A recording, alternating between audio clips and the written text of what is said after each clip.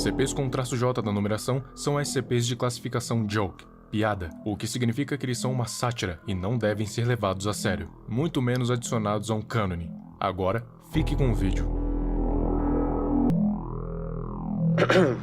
Item número SCP-729-J. Classe de objeto Kit Talmiel. Vem cá, a gente pode por acaso fazer uma nova classe de objeto pra essa coisa? Tipo, Apollyon Mine? Procedimentos especiais de contenção. SCP-729-J atualmente se localiza na mesa do escritório da Dra. Niles Hessen, onde graças a Deus ele vai permanecer. Solicitar testes é por sua conta e risco. O objeto brecha a contenção em uma frequência alarmante. Só que até mesmo a FTM no 7, o martelo abaixo, se nega a chegar perto dessa merda, então ele faz o que ele quiser. Todos estamos sob sua mercê. Dra. Hessen foi ordenada a entregar o SCP para ele ser devidamente contido. Quando alguém tiver coragem de escrever um e-mail para ela. Descrição. SCP-729-J supostamente devia ser um brinquedo. Só que eu quero saber quem é um doente mental que daria isso para uma criança. O rótulo diz que é feito de fibra de poliéster, mas todos sabemos que é feito do estofado do sofá do Satanás, ou algo do tipo. Seu reino de terror começou durante uma brecha de contenção do SCP-106. SCP-106 conseguiu prender a Dra. Hessen em seu escritório e fez um buraco na porta quando viu o maldito SCP-729-J. SCP-106 ficou completamente paralisado e começou a encarar ele, mostrando interesse nenhum na Dra. Hessen. E então o SCP-106 começou a andar para trás, para sair do escritório dela, nunca quebrando o contato visual com aquela desgraça, até chegar no final do corredor e rapidamente se materializou novamente na sua câmara de contenção. Deve ser notado que o SCP-106 ficou mostrando o dedo do meio durante todo o encontro. A reação do SCP-106 é francamente bastante compreensível, e vários pesquisadores que testemunharam o evento foram encontrados juntos ao SCP-106 em sua câmara de contenção. Olá, amante do terror. Um monte de testes já foram feitos com o SCP-729-J, e eu vou citar aqui os SCPs que a gente já conhece bem. Com o SCP-3000 jogaram a pelúcia no oceano, e depois de 2 horas, a presença do Anantachecha simplesmente sumiu do radar. Sim, ele fugiu. Só que eles não conseguiram puxar o SCP de volta, eles iriam ter que mergulhar. Ouça as palavras do Dr. Baden. Eu disse que a gente devia se alongar antes, mas não, vamos jogar ele toda sexta-feira, né? Vocês já estão treinados. Vocês deviam ter me escutado.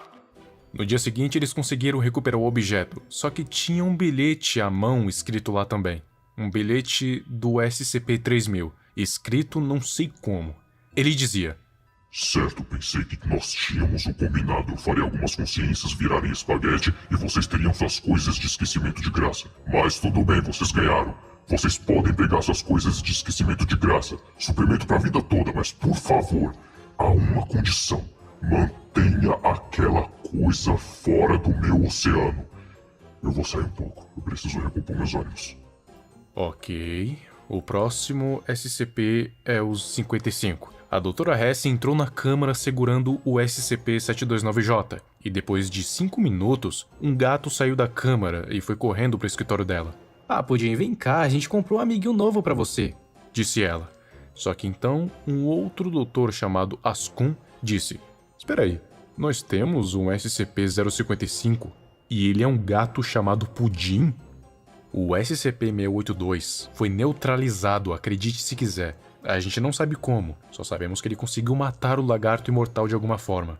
Com o SCP-076, o Abel, o que aconteceu foi que ele saiu do caixão e, quando olhou para a pelúcia, ele materializou um lança-chamas e um tanque de combustível e começou a tacar fogo nela, só que não surtiu efeito nenhum.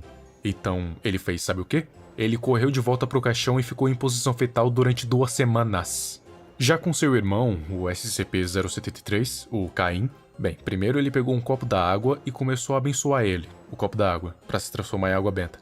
Depois, ele pegou o SCP-729-J e disse a seguinte frase: vai se fuder, seu arrombado! E jogou aquela desgraça do boneco na água. Depois ele ficou debaixo da mesa pelo resto do teste com seus dedos em forma de cruz.